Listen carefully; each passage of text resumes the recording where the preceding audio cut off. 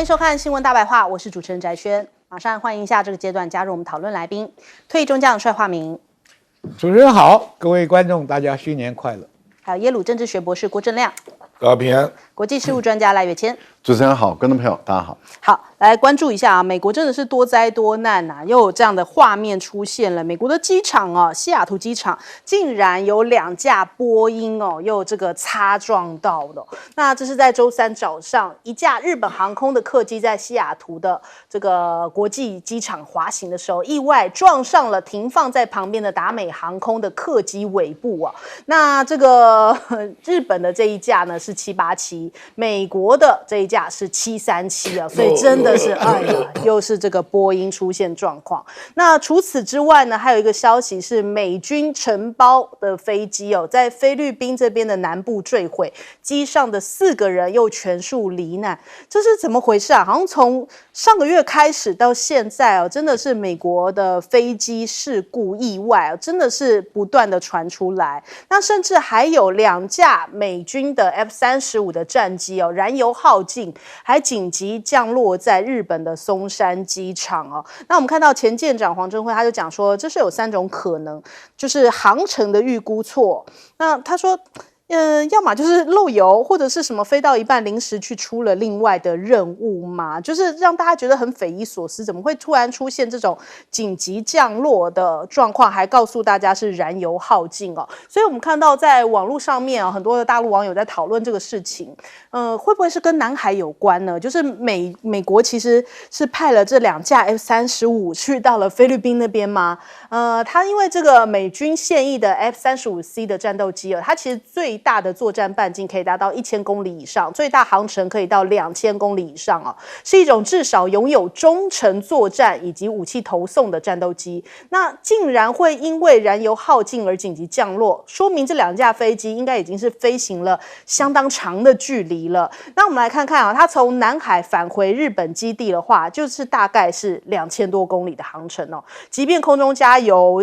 可能还是吃不消，所以最后这2架会不会是因为它去了趟这个菲律宾，然后最后才赶快到日本紧急降落呢？现在开始网络上面有一些揣测哦。那我们看看这一次呢，其实因为美菲正在进行南海的联演嘛，那就有人在推估哦，就说是不是菲律宾派出来这个 FA-50战机参演哦，感觉上面不给力，所以才需要出动 F-35来支援一下呢？所以开始网络上面有一些这种阴谋论或者是这种揣测之说。那再来我们看看这个美军他们现在强化空中战力。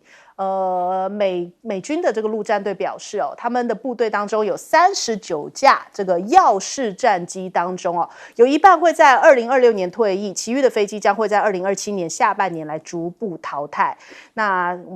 其实现在看起来哦，他们这些逐步在退役哦，全面退役之后呢，是为了要换装成 F-35B 吗？还有这个川普政府现在他们已经针对第6代战机开始有一些动作了。2022年底风光亮相的 B-21 突袭者轰炸机在1年多后首次试飞。那它是为了要验证工作是不是都处于最理想的状态。那美军甚至有意在2025年春季来尝试部署。那其中还包含了身兼这个 NGAD 的第6代战机，对未来空战可能会再次有一些新的定义啊。那还有这个2024年 F-35的交付量已经超过了100架。但是这个数字呢，并不是来自于具体的生产数据而是基于公开的生产编号啊，还有这些航空旅的数量以及一些指标，就是媒体的一些推估因为外媒也在推估说歼20的产量可能已经接近120架，所以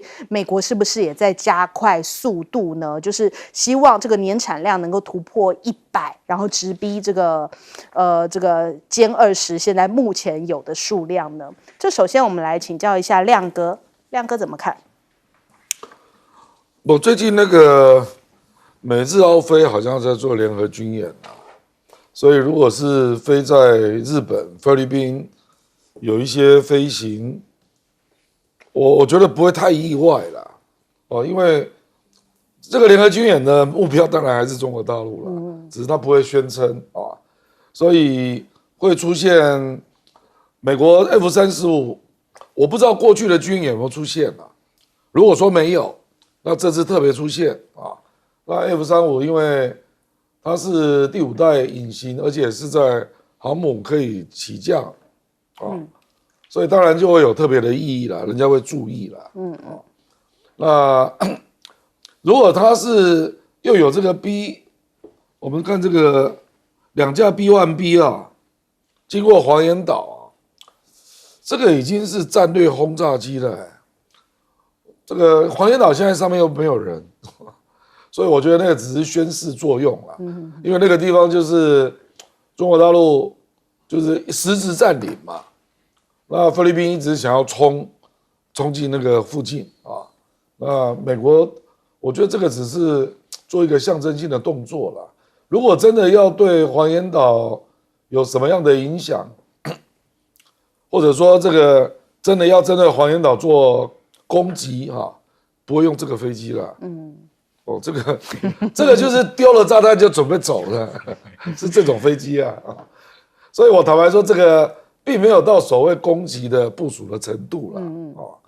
这比如说我半飞一下这样那因为它本来就有军演嘛，所以我认为中国大陆也没有太把它当作是一个军事的事件了。那至于第6代这个因为那个 B-21早就出来了那后来就发现太贵一架可能要7亿美金所以它一直就没有量产就一直没有办法进入成熟的阶段那所以我觉得美国会有第6代战机的研发，我觉得这个并不令人惊讶那重点是因为中国大陆成飞、沈飞各出了1架嘛，对，那这个大概大家公认那个应该都是第6代的性能那美国即使有，我觉得也要牵涉到单机的成本问题了就是美国现在事实上能够用在军事上的各个军种的对预算的争夺其实非常激烈。那很多人都认为第一岛链最重要的应该还是海军嘛，那海军严重落后嘛，因为他除了航母之外，真的不知道怎么办这是他的困境所以你也看到从冲绳在做部分的撤军那这个第6代战机研发要花那么多钱又不是立刻能够上手我相信在美国的军方内部会有极严重的资源的争夺那我很难想象第6代战机能够分到足够的预算以目前的状况所以我觉得还是要看川普啦，就是川普如果给人家感觉是对外不要发生战争，那我认为他对于这一类的东西的经费的部署我觉得会受到一定的限制了。所以我觉得美国的方面就是他常常这个有各式各样的想法，那可是他要具体落实为一个实验机已经成功我觉得都要相当的时间尤其要到量产，那时间更久所以反正就继续观察吧，就这样了。好，来请教将军。首先我给各位观众讲一下，美中两国打的是经济战为主要战场。那军事上做这些事情呢，就是说川普的连贯作为，他是威逼利诱嘛，利诱就是说跟中国讲了那么大的关税这个苛征的问题，现在都在谈嘛。那这个里面旁边就要有一点军事上的这个加点筹码。那军事上又不能跟中国大陆直接叫板，就透过菲律宾跟日本的这个军演。但是这个军演对中国大陆来讲，大家内行人看实力嘛。那美中两国的空军跟海军优胜劣败的姿势已经很明显了哈。各位都不知道，美国航空母舰上2个主要的战斗机的机种，一个是大黄蜂 F-18，已经面临要退了。那 F-35B 它的功能也没有办法压制歼20的这个压力，而且 35B 的缺点现在慢慢暴露出来，经常会出现意外故障，而且性能上也没有办法跟解放军的6代机对抗。那美国要急起直追的话，它面临2大问题。今天 F-18跟 F-35B 的数量很庞大，你拿多少经费去搞这个6代机呢 ？B-21，对，它是6代机的雏形，到它试飞完成、研发成功到量产还有很大一段距离。尤其最大的致命伤是说太贵。川普有没有意识在国防军费上扩大的竞争力量？我跟你讲，为什么讲经济是主要的？你有经济实力，才有国防军费的挹注。刚刚郑亮讲的没错，3军首长都跟川普要钱，问题是川普现在拿不拿得出这笔钱，让他很快的跳入6代机跟海上争霸的这个足够建制，这是个大问题。但是川普现在主要要解决的是他内部的问题跟商业上的问题，所以我预估啊，前面一段时间你们在节目上也看出来，有人主张不搞6代机，拿无人机来代替，这都是权宜的做法。但这个做法暴露是什么呢？你没有实力去构建6代机来解决美国空军上的劣势，因为这个不是1架2架的问题。这是几百架的投产，那投产还要时间，所以我们回归到美中真正抗争的主体是经济作战。自古以来，我们看历史啊，有粮就有兵，是吧？对，最基本的需求。粮在今天代表什么？是有钱才有兵。乌克兰打到后来不是靠雇佣兵吗？对不对？所以这个问题啊，主战场是在经济作战，军事上这个优胜劣败，我们已经看得很清楚了。美国也不至于在这个时候在军事上跟中国发生主要的战斗，主要的战斗还在经济作战上。所以我们今天看机种的替代变化，不是1架2架的问题，是几百架上千架的问题。所以这个问题啊，美国跟中国之间不会有陆军的作战，那只有海空军上的比试。那这么在远的时候，刚刚前面你讲的，飞远一点，油耗尽了，要紧急迫降，距离是空军作战的一个最重要的问题。那为什么要发展航母？就是要缩短作战半径这需要的距离。那现在我们可以看得出来，波音今天衰机连连，擦创连连，除了它先天上的不好的零件已经渗入到每一架飞机里面去，所以出包的时间会多。第二个，紧急迫降，空军作战之前有任务提示，包含你的作战计划、演习的计划、你的航程都应该有详细的记载。那这里面产生3个问题：管制上的问题，螺丝松了嘛？这个飞机上有仪表告诉你现在有多少油，对不对？你不可能不知道。对，那是加油的问题，还是电脑出了问题，还是驾驶员出了问题？这些出包的问题，一句结论：螺丝松了。好，我们来请教赖老师。我觉得这次美国的这个 F-35的一个紧急迫降哈，因为我们都在想了解它的机型是哪一款哈。例如说，我们都知道 F-35有 A、B、C，那 A 是空军的啊，它的作战半径是比较长一点，可以到2200啊的最大的航程，作战半径在1000公里左右。那如果是 B 型的话，就是海军陆战队所使用的。它的作战半径就大概900多公里而已，就短了一点。那最大的航程大概在1600。那如果是 C 型的话，它就是海军也就是美国的海军的航空兵，它的作战半径就跟空军的差不多，大概在2200多公里1000公里，最大的航程2200公里左右。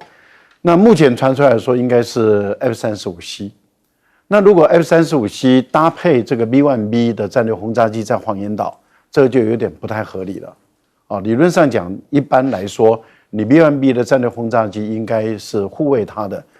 应该是这个 F-35来护卫。但是这个战略轰炸机很明显的，它并不是就是说，也就是说，如果是从关岛起飞的这个飞机的话，它基本上是没有办法去护卫 B-1B， 所以由菲律宾的这个 FA 他们来做护卫。可是我们昨天就已经前天有跟观众朋友分析说，菲律宾的这款飞机是从韩国买的，是从高级战斗教练机升级成为一个战斗机，所以它的基本的作战能力是很弱那它的起飞重也好，作战速度也好，它的雷达的设计各方面都是很弱的，它没有办法跟歼10，也没有办法跟苏30的这个战机来去对抗，所以相当有可能就是菲律宾它本身的这个战斗机不够看，被中国大陆强烈的压制。那强烈的压制，这个就威胁到这个 B1B 的战略轰炸机的安全的问题了。所以估计很有可能美国的这2架战机就变成由海军紧急过去支援。那这个已经超出它原本的演训范围内了。那紧急支援的时候，它的油料估算如果一旦被中国大陆缠上的话，那它必须要想办法摆脱以后回来，很有可能油料就不够了。我想这个判断是可能性而已，但不确定这个要等到更多的资料来。但是我们在前天已经有强调了，美国的美联社并没有说飞越黄岩岛，而我们台湾的绿营的媒体说飞越黄岩岛，这个就是有新闻造假的嫌疑了。我觉得这个部分，这个真相中心应该去查一查。就是你既然引用的是美联社的新闻，可是美联社新闻里面没有说飞越黄岩岛，你怎么会在标题上说飞越黄岩岛？可是你的内文里面没有写有飞越黄岩岛，那这个又很奇怪了，这又不符合新闻原理标题跟内文并不一致，而标题你引用的美国的资料并没有发生，而你却把它说发生了，这个很明显造谣了这就是假新闻、伪新闻如果这个被川普知道的话，川普一定很生气，因为他最讨厌的就是伪新闻那当然对赖清德来讲的话，川普的话都必须要听，所以川普批评我们的林玉婷，我到目前为止一直在等赖清德出来回应一下。他怎么可以批评我们林玉婷？那个赖清德回应一下吧，民进党当初你们这些人都跳出来回应一下这个川普攻击批评我们的林玉婷吗？好，我们先休息一下，广州马上回来。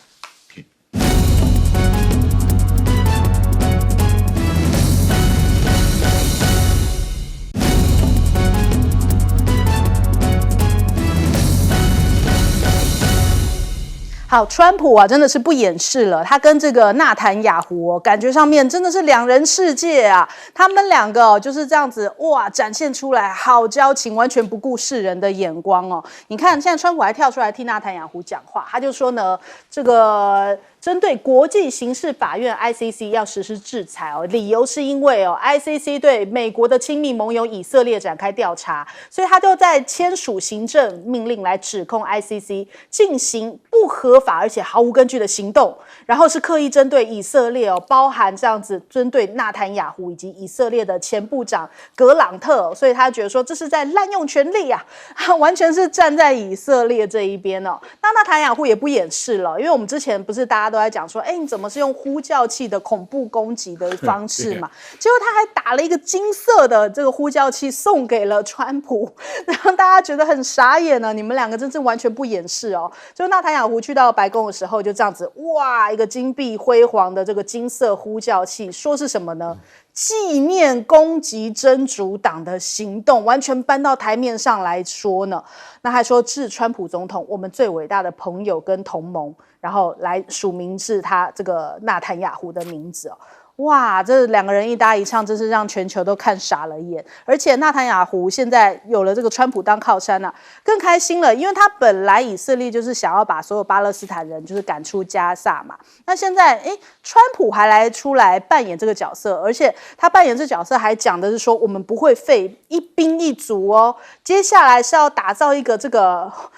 什么美丽的海岸，接下来巴勒斯坦人你们会移居到更安全更漂亮的社区，有崭新现代的房屋，然后给予他们拥有幸福安全和自由的机会。但是怎么达成他并没有说，他就总之你们不住在这里，但是会有这个地方等着你，就是开了一个空头支票的感觉然后他说接下来加萨这边不需要投入美国军人，但是却有利于这个地区的长治久安，越听越像玄学了那你看看这个以色列还建议加萨居民你们可以去索马利亚索马利亚就可以有川普口中这样子漂亮的社区、崭新的房屋吗？所以真的是不懂这两个人在说什么哦。那我们看看这个接管加萨的计划，还被发现说卢比奥也是看电视才知道的，怎么会是这样子呢？因为这个国务卿说他是在看电视的时候才第一次听说了川普这个想法。那川普在宣布的时候更被大家拍到这个后面这个同龄眼，就说白宫幕僚长在听到川普讲接管加萨的时候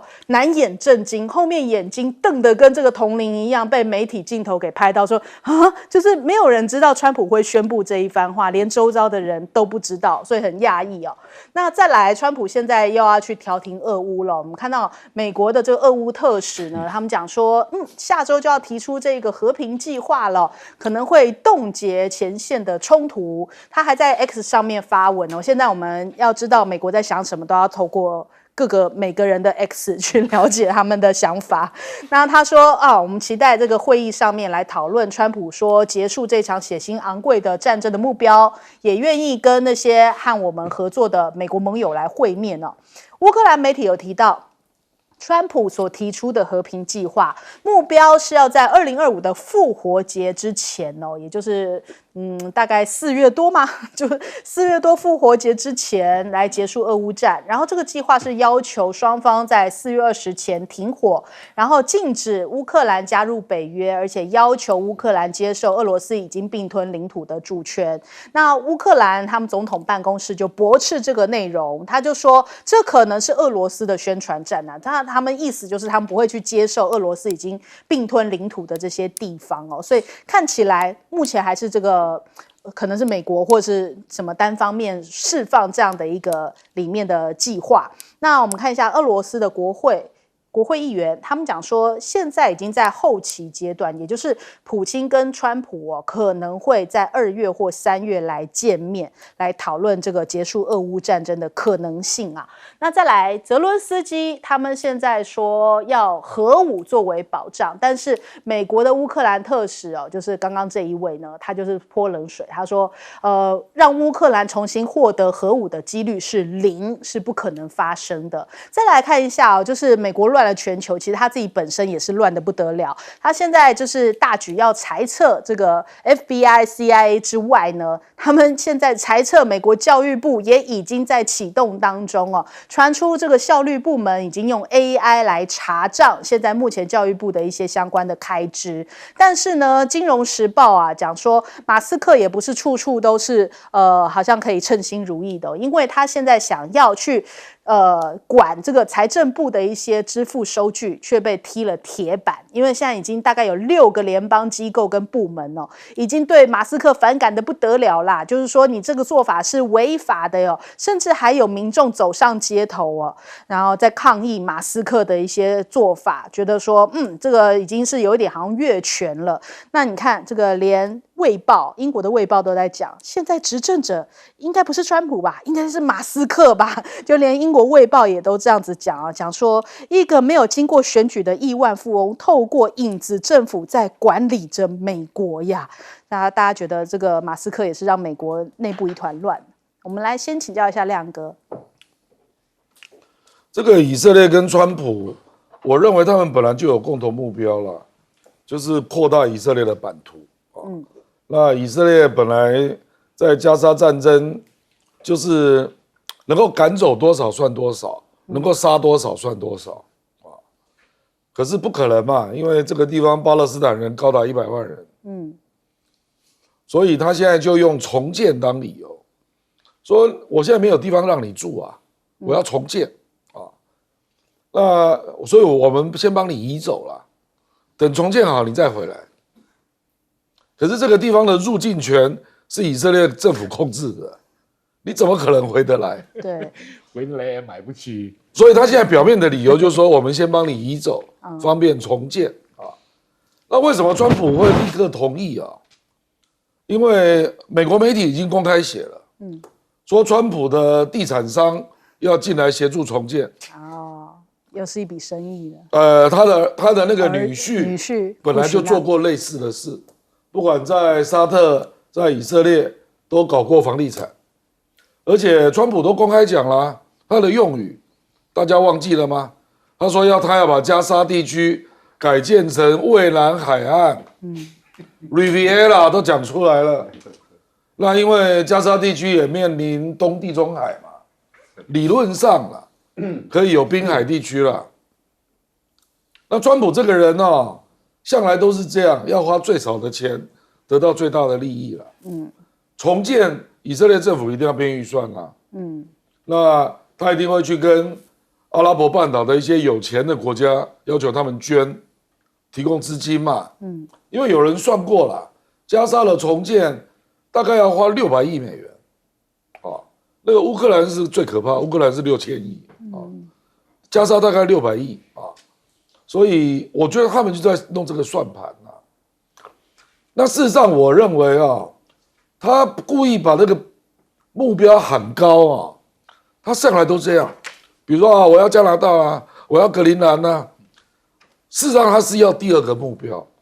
第二个目标就是加沙地区比照约旦河西岸，弄出以色列屯垦者住的地方，然后有缓冲地带，然后还有巴勒斯坦住的地方，就是 A、B、C 3个种族隔离区啦。那以色列的屯垦者已经讲了，他要 Gaza City， 所以未来他一定是先要在加沙市清空巴勒斯坦人，把他们赶走，然后以色列的驻军就开始在加沙的城市外围巩固他的防卫了。那里面已经有人说要去盖科技城所以这个就是一个明显违反国际法的一个东西啦。可是又没有力量可以阻止。好，请教帅将军。首先我讲，很早以前一开始打我就讲以色列是赶尽杀绝嘛，现在杀不绝他就要赶尽。对，这个就是很简单的他的原则。第二个，他把他们赶到哪里去了？索马利亚。索马利亚是世界上多穷的一个地方，又穷又苦才会去当海盗嘛，对不对？他把加沙人搬到那里去，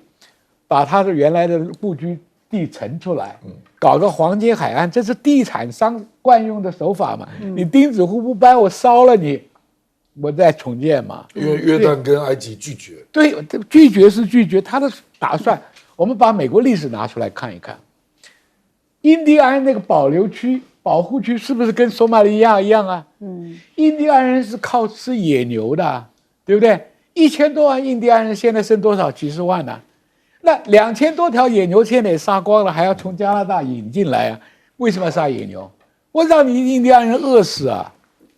保护区里面没有野牛的踪迹，印第安人靠野牛皮、野牛奶、野牛肉过日子的嘛。今天你对加沙的走法，是不是跟当年对付印第安人，这才叫做种族绝灭啊？对不对？你把他搬到索马利亚，他怎么求活啊？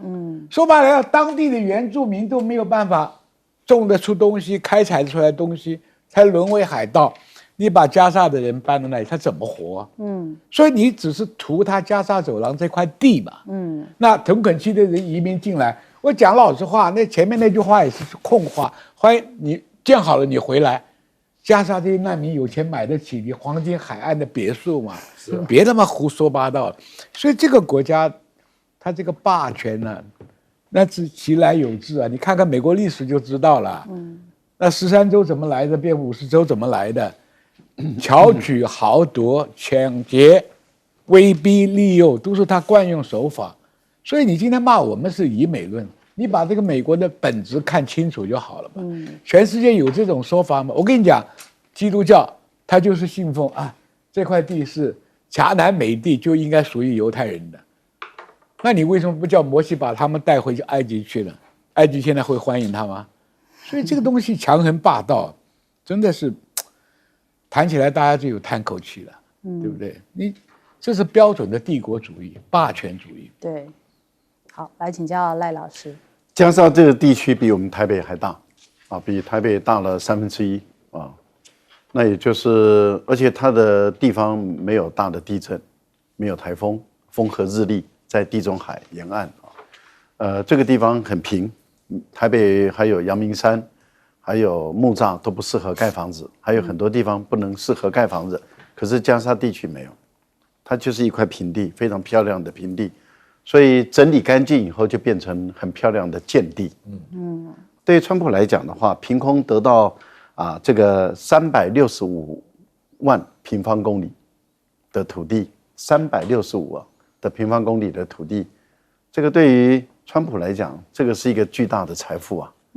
他的家10代都吃不完了，他把它整理干净，用美国大兵、美国人民的纳税钱、美国的工兵，把那些未爆弹都整理干干净净的，地都整好了以后，交给川普。川普的这个营建帝国跟他的女婿库什纳就进来了，开始把地都画好。你看我们信义计划区每坪卖多少钱？他到时候就把这块地开始卖给世界各国的建筑商，他们开始来这边招标，开始买地，开始整地，开始盖房子，然后开始卖出去。那这些好处都盖起来了，漂漂亮亮的地，但是那是有钱人，以色列的中东地区的人居住，而没有你原住民巴勒斯坦人、加沙的巴勒斯坦人的命，他们没有这个命，他们要被赶走，他们没办法过日子。我觉得之前以色列把加沙这个地方这么大，比台北还要大1/3的土地的加沙地区的200多万人，把它打造成为一个人间地狱，人间监狱，再经过1年多的战火，把它变成人间炼狱。这个就是以色列人干出来的，从监狱到炼狱，现在要把里面的人全部都赶走，清干净，清干净以后，这块地他要了。我觉得川普这样的一个做法，天理不容啊！如果我们整个联合国、整个世界还容许这2个国家这样胡作非为，坦白说是我们的堕落。我个人是认为，川普他不可能实现他的想法。我们讲简单的道理，他说现在以色列的特别计划出来了，他们可以自由离开，那他不离开呢？你用军队过去把他鞭死吗？还是一个一个扛走呢？还是拿刀子把他威逼走呢？你把他威逼走，他要回来呢？还是只能出不能进呢？我觉得我们来看看嘛，230万人，看以色列跟美国怎么样不用武力、不用军队把这些人都全部请走。我个人认为你做不到了，想得美了，全世界人都看在眼内了。我觉得看你还嚣张多少时间。好，我们先休息一下，广州马上回来。我到几分吗？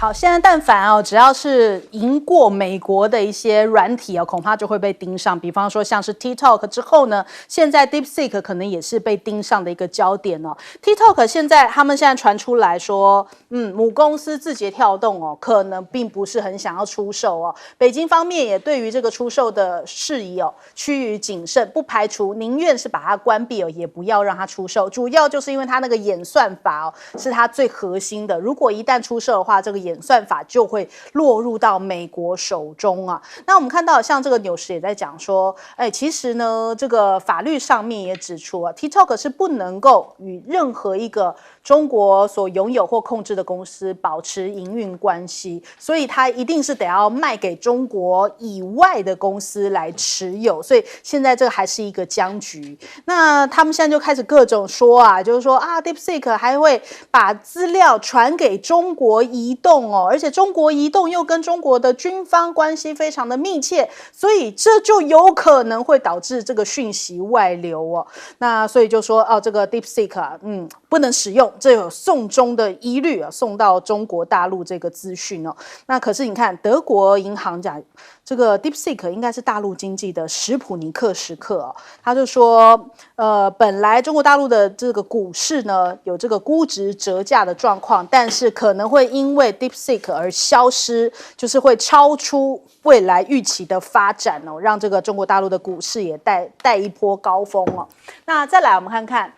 大陆反制美国的招数现在是针对了稀有金属嘛？那很多西方的客户很震惊，就讲说哇，这下惨了，因为中国大陆的钨产量占了全球80%那如果说这个采取对钨的这种稀有金属的出口有所限制的话，可能在航太国防领域都会受到影响。那中美的关税战，有专家在讲说，接下来搞不好 Tesla 这些美企会变成中国大陆谈判的筹码，因为最近看到中国大陆有一波针对像是辉达啊，像是这个 iPhone 的这个 App Store 啊，就是 Google 啊这几家4大这个等于说美国的科技龙头开始有一个反垄断的一些调查，他说可能接下来中国大陆就会用这些来作为一些谈判的筹码，但是呢，现在大家有点不看好，就 iPhone。在中国大陆市场因为它的销量不断的在往下滑当中有可能它接下来可能得要去找一些新兴市场来取代现在在中国大陆消失的市占缺少的那一块那再来我们看一下中国大陆最近的软实力大爆发包含了像是冰雪旅游，像我自己也才刚从哈尔滨旅游回来真的是很好玩，你可以这样从无到有建造一个冰雪世界让大家去观光那所以我们看到今天为什么大家又在瞩目这事情，因为这个亚冬会要开幕啦，在今天晚间在哈尔滨举行据了解这个中国国家主席习近平也会出席来宣布本次的亚冬会开幕，那还包含了像是汶莱、吉尔吉斯、巴基斯坦还有泰国一些国家领导人也都会来出席这一次的开幕仪式。那这一次的这个冰雪经济其实不光是哈尔滨就是大陆很多省份都开始在推动这个冰雪经济原本冰天雪地看起来大家不愿意去旅游，但是他们却成功的把这个文旅区块给做起来，然后造出来这样子的一个旅游新热点人家要讲说这个2024到2025年的冰雪经济光是旅游人次可以达到5.2亿人次，旅游收入有望超过6300亿元变成反倒是一个最夯的这样子一个旅游时间点。那因此呢，这1-2个月你如果要去哈尔滨那个机票也好，住宿也好，现在价格都是涨得飞高就是非常的贵，因为太热门了。那还有大陆的影史票房也是在春节期间非常的热，哪吒2天就超过了长津湖创下的票房已经到达了63亿人民币，成为中国影史上这个票房观影人次的第一位现在目前已经达到了1.25亿人次，也登上了微博热搜那中国大陆是叫哪吒，我们台湾叫哪吒所以有些观众说好像念错，不是这个哪吒是台湾的一个念法。那我们看看呢，现在它这个相关的衍生的周边商品也是非常的热销，很多人都在去搜寻这个哪吒，连泡泡玛特都出了哪吒的这个相关的周边所以真的是强强联手。那另外我们看到在纽澳还有这个一些海外地区也是买下了这个哪吒2的版权要上映所以看起来中国大陆的软实力在黑神话悟空之后，哪吒又掀起了新一波的软实力那还有包含了旅游，也是让大家看到中国大陆的不一样我们先来问一下亮哥怎么看。这个 TikTok 是个假议题啦，因为字节跳动持股只有39.1%，那其他的持股，软体银行10%扣掉，美国自己的机构持股就50%啦。那川普不是要成立一个主权基金吗？就通通都卖给主权基金啊。川普不是说要编200亿？那些人都很乐意卖给政府200亿赚爆了。对。所以这个根本不是个议题嘛，因为你只有50%嘛，川普自己讲的50-50那这个拥有50%的股权并不表示要技术转移所以并不一定会违背北京的一个禁售令所以我认为是美国媒体就发现好像北京那边都不动那不动的原因是因为你就去买嘛。为什么美国你没有动作呢？所以到底是谁那个光说不练那美国的媒体现在好像倒过来说是中国不卖，不是嘛？你川普就去成立主权基金嘛，你又不是没钱。从资本主义国家转变成社会主义国家，他财政科那个中国的关税，1年就有700亿美元的收入，对，怎么会没有钱？所以我觉得中国大陆是这样，他觉得川普很多话都是讲，没有在动所以中国大陆我觉得就不会说我干嘛那么积极，你先动嘛，因为你这个50-50不一定违反北京的禁令嘛。而且到底是谁需要 TikTok？ 坦白讲，中国大陆又不需要，TikTok 是海外的，而且他的公司已经在新加坡，对他的财务也跟北京的总公司是独立的，对，所以坦白讲这件事，除了技术禁售之外，其他跟北京真的关系没有关系啊，所以你说谁会亏钱？你如果愿意用200亿来买，字节跳动也很高兴啊，把它拉高股价。所以我说这件事并没有人反对啊，你就去做嘛。为什么你讲了之后都没有动呢？那另外这个 DeepSeek 啊，其实现在有各种讲到它的危险没有错啊，可是我觉得对于这种各种流传的各种说法啦，那你去问微软嘛，你去问亚马逊嘛，你去问 NVIDIA 嘛，他们为什么要让它上架？难道美国的七姐妹会比你不懂吗？所以美国七姐妹先下架再说嘛，你讲那些有什么用？对不对？那还有第二点，因为 DeepSeek 是开源软体啊，我现在去看大陆的网站，已经充满什么东西，你知道吗？手把手教你怎么把 DeepSeek 的算法建在你公司的网站，一堆这种东西啊，甚至海外还有人在教什么，你知道吗？教你怎么样让 DeepSeek 变成越狱版的版本。越狱版的版本是什么？你只要用特殊的方法，你就可以查到6·4事件，就可以闪过中国大陆国内要求的那个演算把那个就是审查的机制嘛，因为那是网信办的规定，所以你在中国大陆查本来就要依规定，可是如果到海外，已经有人在教你，我教你，我可以当唐凤来帮你，帮你绕过去。我昨天就看到一个影片，一步一步教你怎么弄，然后他就当场，那个人也是大陆人哦，他住在澳洲，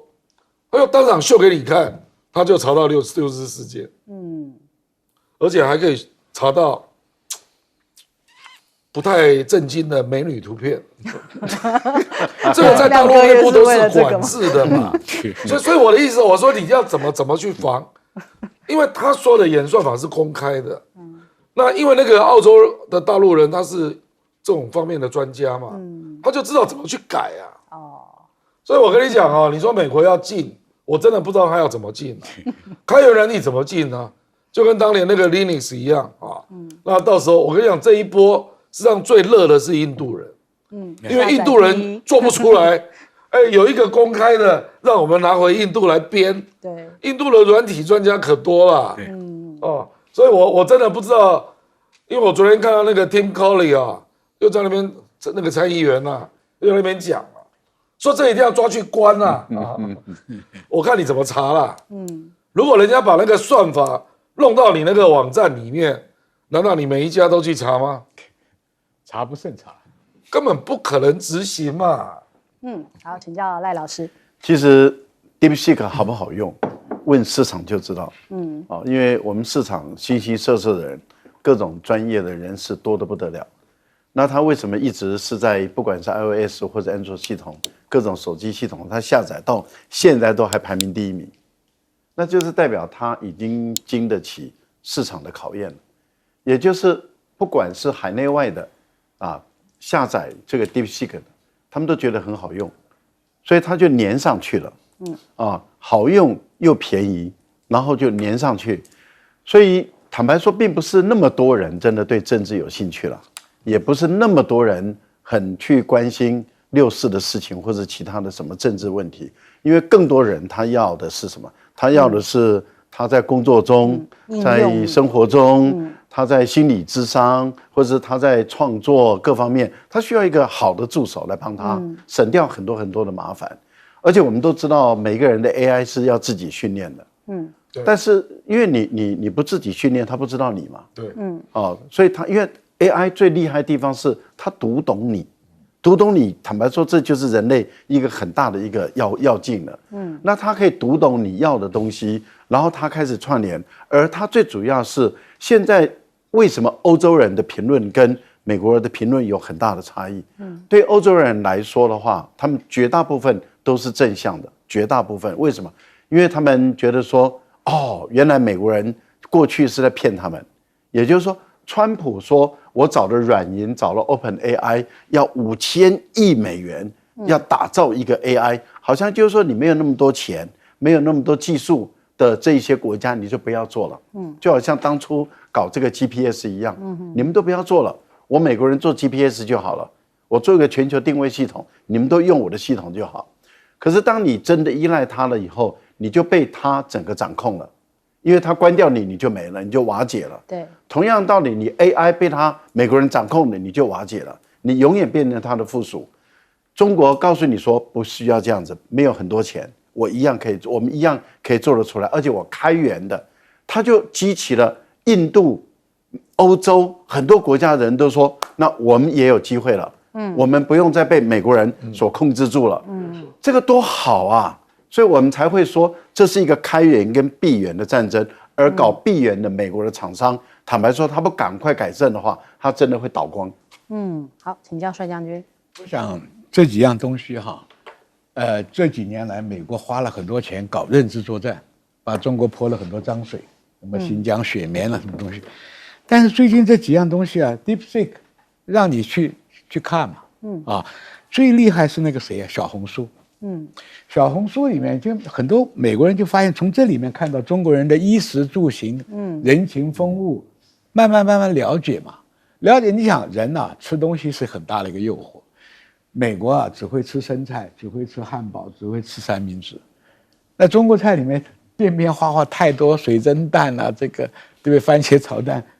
这个味道一定会征服它嘛。所以小红书是一个很重要打破认知作战的一个东西。第二个，你看什么哪吒啦、黑悟空啦，这种好玩的游戏、好玩的东西，已经替代当年，你记不记得韩剧多风流、多风光啊？韩团多风光啊！对，现在这个东西，哎，《封神榜》里的题材太多了，妖魔鬼怪，《山海经》里面题材太多了，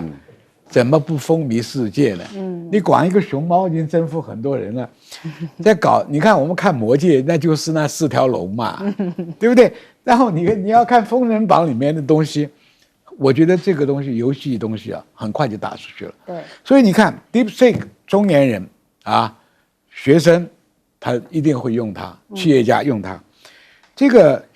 年轻人喜欢玩电动游戏的，我刚刚讲这3个节目都够他玩的。所以这个认知作战跟这个东西来比啊，认知作战的谎言总有被揭破的一天嘛，对不对？